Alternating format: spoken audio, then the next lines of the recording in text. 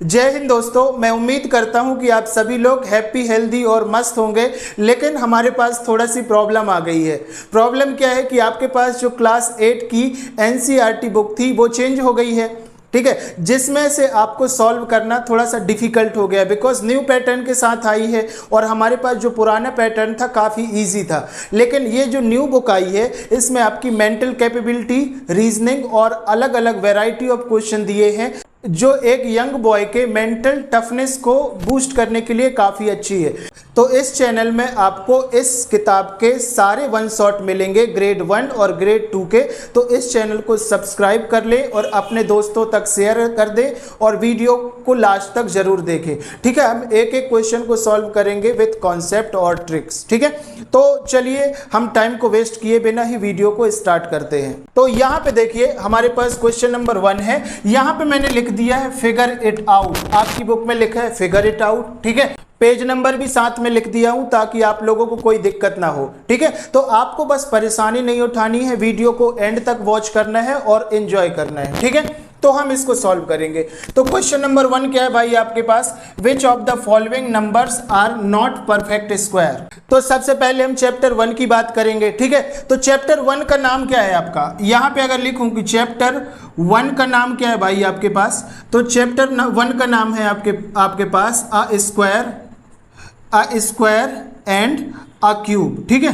A square and a cube, ठीक है भाई, ये आपके चैप्टर का नाम है। तो स्क्वायर में हम लोग पढ़ेंगे, ठीक है। जैसे स्क्वायर मतलब क्या होता है, जैसे 2 × 2 लिख दिया तो ये जो पेयर बना ना, मैथ्स में इस पेयर को ही हम क्या बोलेंगे, स्क्वायर बोलेंगे, ठीक है, ऐसे समझना। और ये जो जोड़ा है, 2 का जोड़ा बनेगा तो स्क्वायर बोल देंगे। सेम सेम होना चाहिए लेकिन ये चीज़ ध्यान रखना। और क्यूब क्या हो जाएगा यहाँ से, जैसे 2 × 2 × 2, अगर ये जोड़ा 3 का बनने लगेगा तो उसे क्या बोलेंगे, क्यूब बोलेंगे, ठीक है। अगर 2 का जोड़ा बनेगा तो स्क्वायर, 3 का जोड़ा बनेगा तो क्यूब बोलेंगे, बस, ठीक है। तो इस तरीके के और भी रीजनिंग अप्रोच के साथ क्वेश्चंस हैं, उनको हम सॉल्व करेंगे। बाय द वे हमारे पास क्वेश्चन नंबर 1 क्या है, which of the following numbers are not perfect square, ठीक है।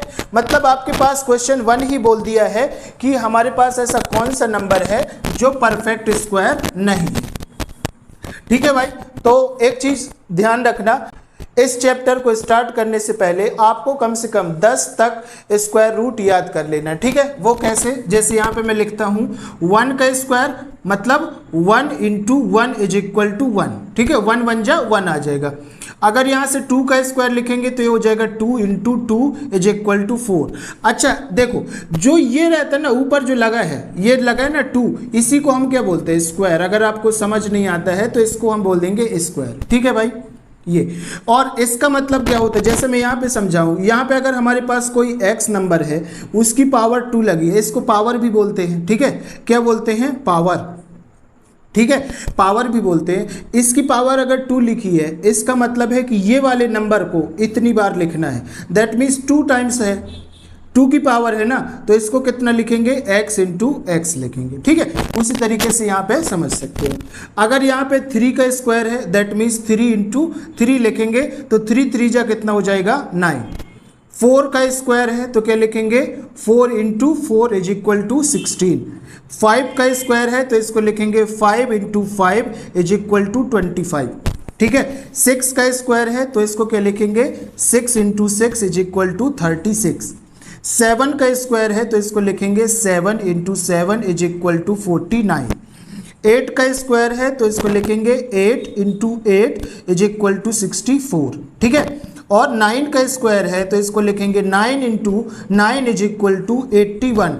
और 10 का स्क्वायर है तो इसको लिखेंगे 10 × 10, 10 10 जा कितना हो जाएगा, 100, ठीक है। इस तरीके से समझ में आ गया। तो कम से कम ये 10 तक आपको स्क्वायर याद रखने हैं और क्यूब भी रखने हैं, ठीक है। तो इसको आप लोग याद कर लेना, ठीक है भाई। इतनी बात समझ में आ गई।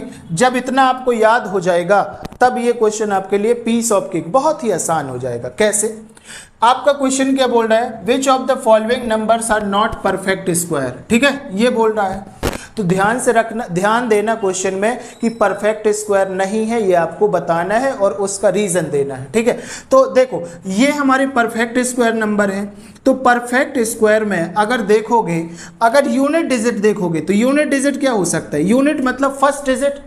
परफेक्ट स्क्वायर का यूनिट डिजिट क्या हो सकता है? ये तो 1 हो सकता है, 4 हो सकता है, 9 हो सकता है, 6 हो सकता है। इस तरीके से आप लोग देख सकते हो। ठीक है, यूनिट डिजिट क्या हो सकता है? 0 हो सकता है, 1 हो सकता है, 4 हो सकता है, 9 6 5 6 9 4 1, ये हो सकते हैं यूनिट डिजिट। अब आप आ जाओ इसके सॉल्यूशन में, सॉल्व में। ठीक है, सॉल्यूशन में आ जाओ। जैसे आपके पास दिया है नंबर 2032 ये हमारे पास नंबर दिया है। अब इसका यूनिट डिजिट देखो, यूनिट डिजिट देखो, यूनिट डिजिट 2 है। तो एक बात बताओ, हमारे परफेक्ट स्क्वायर में कभी भी यूनिट डिजिट 2 होता है क्या? पहला नंबर 2 होता है क्या? देखो है क्या? नहीं है ना। जब नहीं है तो इसका मतलब यह है कि ये जो नंबर है वो परफेक्ट स्क्वायर नहीं होगा। ठीक है, इतना लिखोगे और इसके आंसर में क्या लिख दोगे? आंसर यहां पे ऐसे लिखना और लिख दोगे कि in perfect square unit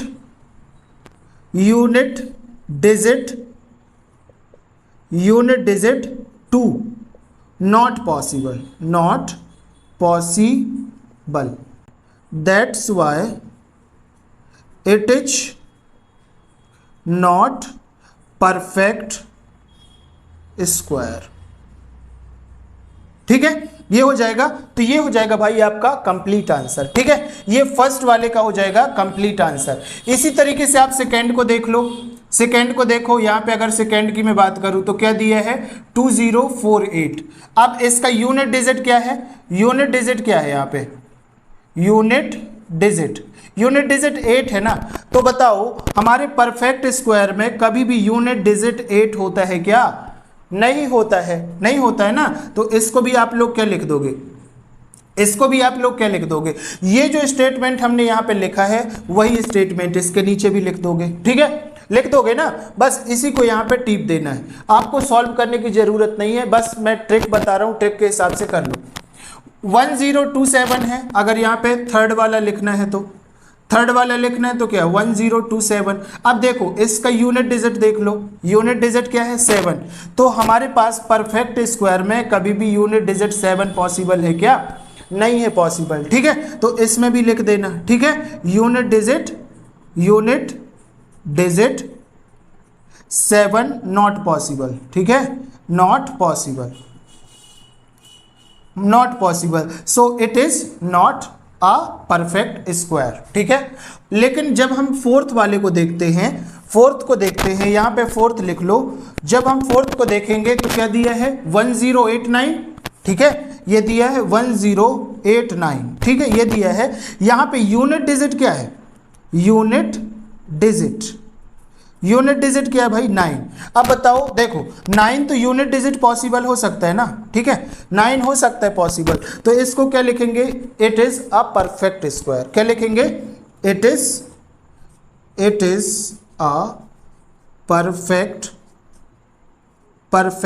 square. ठीक है, बिकॉज यूनिट डिजिट इज 9। यहां पे क्या लिख लोगे?